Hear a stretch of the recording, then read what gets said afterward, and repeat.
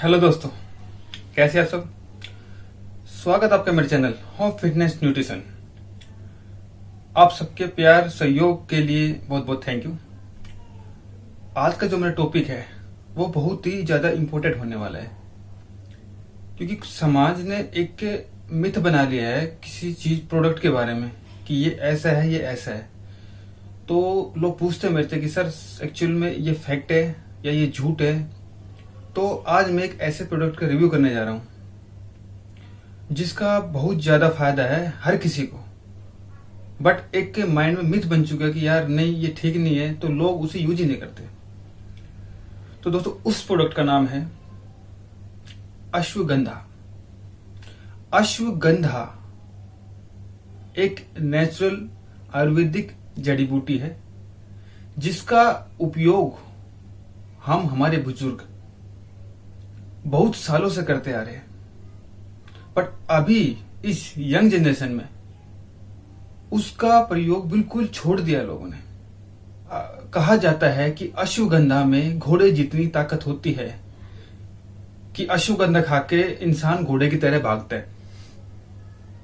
तो दोस्तों ऐसा कुछ नहीं कि घोड़े की तरह भागते हैं, बट हाँ उसके बहुत बेनिफिशियल है बॉडी के लिए। तो अब मैं आपको बताऊंगा कि अश्वगंधा क्यों खानी चाहिए, किनको खानी चाहिए, कैसे खानी चाहिए और कब खानी चाहिए।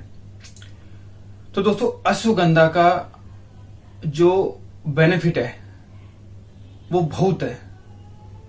तो पहला जो बेनिफिट है अश्वगंधा का कि अश्वगंधा माइंड को, बॉडी को रिलैक्स करती है। माइंड फिजिकली मेंटली माइंड को रिलैक्स करती है।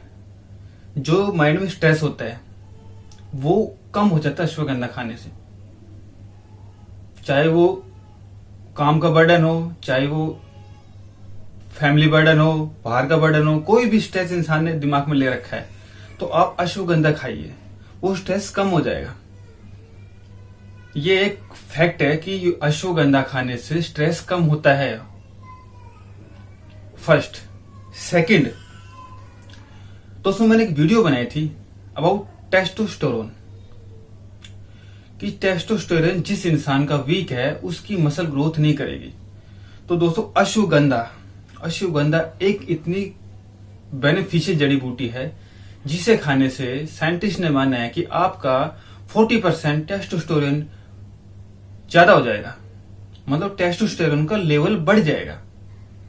तो जिनका मसल मास ग्रोथ नहीं होता वो अश्वगंधा खाए। दोस्तों ऐसा होता है कि एक मिथ है कि अश्वगंधा यार सिर्फ पर्टिकुलर इस चीज के लिए यूज की जाती है कि यार बाकी अश्वगंधा यूज नहीं करनी चाहिए। तो दो हार्मोन्स होते हैं, मेल में होता है टेस्टोस्टेरोन और फीमेल में एस्ट्रोजन। जो मेल की बॉडी जो बनती है, जो साइज जो मतलब ग्रोथ होती है, उसके लिए टेस्टोस्टेरोन रेस्पॉन्सिबल होता है। इसी तरह फीमेल की, इसी महिला की जो बॉडी का ग्रोथ होता है उसके लिए एस्ट्रोजन हार्मोन वो रेस्पॉन्सिबल होता है। तो इन दोनों हार्मोन्स को बढ़ाने के लिए आप अश्वगंधा खाइए। 18 साल से लेकर 40 साल तक के लड़के लड़की, मेल फीमेल सब अश्वगंधा खा सकते हैं।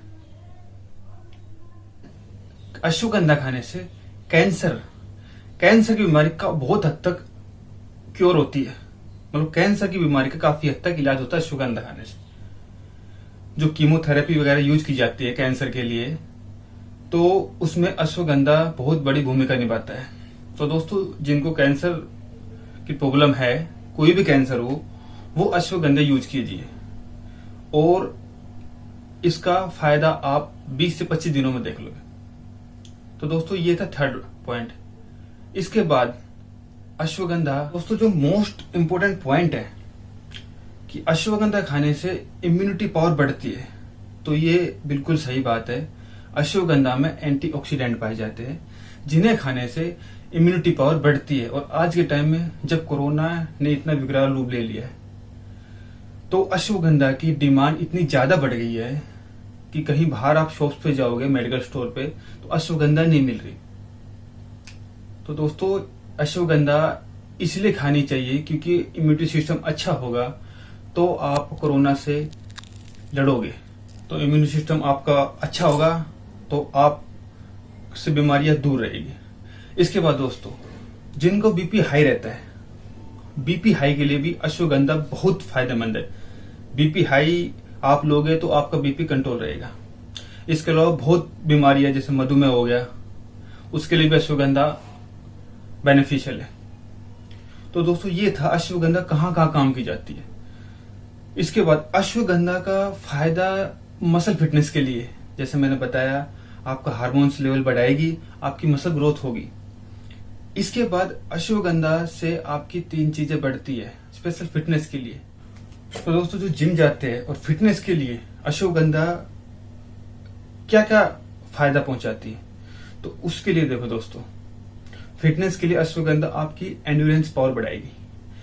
एंड्योरेंस मीन्स कि आप लंबे टाइम तक जिम कर सकते हो, वेट उठा पाओगे, आपका एंड्योरेंस बढ़ाएगा अश्वगंधा, आपका स्टेमिना बढ़ाएगी और आप में आपकी सेक्सुअल पावर बढ़ाएगी। जो 3 चीजें जो जिम के लिए आपकी बॉडी को रिलैक्स करेगी, आपकी मसल ग्रोथ बढ़ाएगी। इसलिए पर्टिकुलर जो बंदा फिटनेस के लिए सीरियस है, जो जिम करता है, उनको अश्वगंधा लेनी चाहिए। तो दोस्तों ये था अश्वगंधा के फायदे और किस किस के लिए कितने फायदे। जो मिथ है कि ये सिर्फ ओनली सेक्सुअल पावर के लिए यूज की जाती है, तो ऐसा कुछ नहीं है। अश्वगंधा के बहुत फायदे हैं।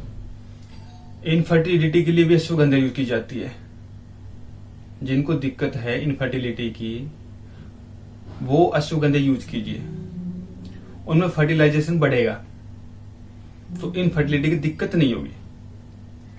तो दोस्तों अब सवाल आता है कि ये किन किन को अश्वगंधा ले सकते हैं, कौन कौन अश्वगंधा ले सकते हैं। 18 साल से लेके 40 साल तक के मेल फीमेल बच्चे सब ले सकते हैं। अश्वगंधा के कोई साइड इफेक्ट नहीं है, बट एक कहते हैं ना कि हर चीज की लिमिट होती है। अगर आप ओवर लिमिट लोगे तो उस चीज के साइड इफेक्ट आपको दिखाई देंगे। तो आप 300 mg से 500 mg तक ले सकते हो। दिन में 1 टैबलेट, 2 टैबलेट। अगर वर्कआउट ज्यादा करते हो तो 2 टैबलेट, कम करते हो तो 1 टैबलेट। तो होपफुली दोस्तों जो डाउट था आपके दिमाग में अश्वगंधा के लिए, वो सारे क्लियर हो चुके होंगे।